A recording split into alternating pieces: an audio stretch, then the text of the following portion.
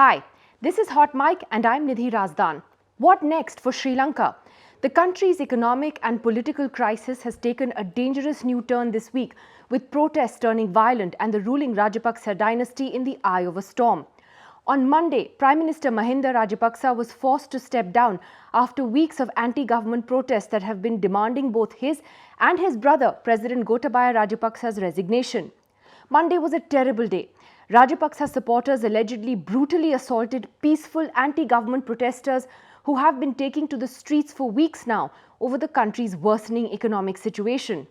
In the violence that followed, 8 people have been killed and more than 200 people have been injured.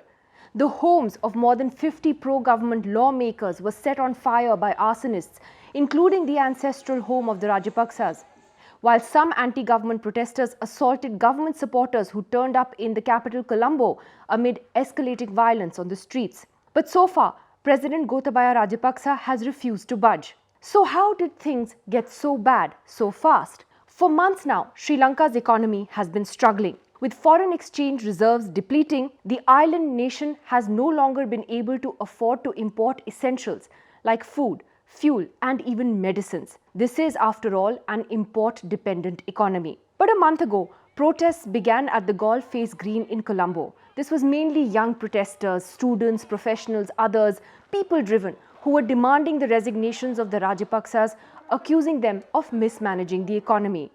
Go, Gota, go has been their rallying cry. It is a stunning fall from grace for a political dynasty that has dominated the political landscape in Sri Lanka for decades. The Rajapaksas are 9 siblings and Gotabaya is the 5th among them.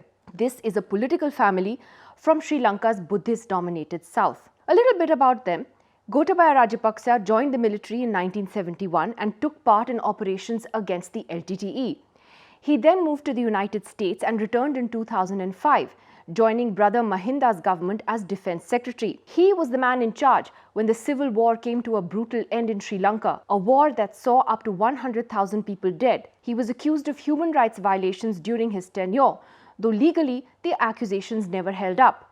Riding a nationalist wave in the wake of deadly terror attacks, Gotabaya swept to power as president in 2019. Months later, the Rajapaksa-led party crushed the opposition in parliamentary elections and that helped his brother Mahinda become the prime minister. Gotabaya strengthened his hold on power through what is called the 20th Amendment meanwhile, which gives the president extraordinary powers to appoint ministers, bureaucrats and even judges at his will and pleasure.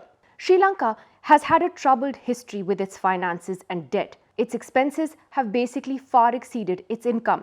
Tax cuts that were enacted by Gotabaya in 2019 made things even worse, along with the pandemic, which killed the tourism industry and therefore foreign exchange reserves fell even further. But the fall of the Rajapaksas from grace today also shows the limits of muscular nationalism, which has been the driving force behind their popularity. The majority Sinhalese saw them as heroes who defeated the LTTE. Both the Tamil and Muslim minorities in Sri Lanka have been at the receiving end of this majoritarianism. But today's economic distress has brought all communities together and stoking religious divides is no longer paying off as people struggle for basics. Who would have imagined that Mahinda Rajapaksa, the former Prime Minister, would have to flee his home and take shelter at a naval base? Whatever happens now, any new government in Sri Lanka has its task cut out. India, meanwhile, has given Sri Lanka financial and material aid worth $3.5 billion. New Delhi, too, does not want to be seen supporting an unpopular regime and so has said it supports Sri Lanka's democracy, stability and economic recovery, and that it will always be guided by the best interests of the people of Sri Lanka expressed through democratic processes.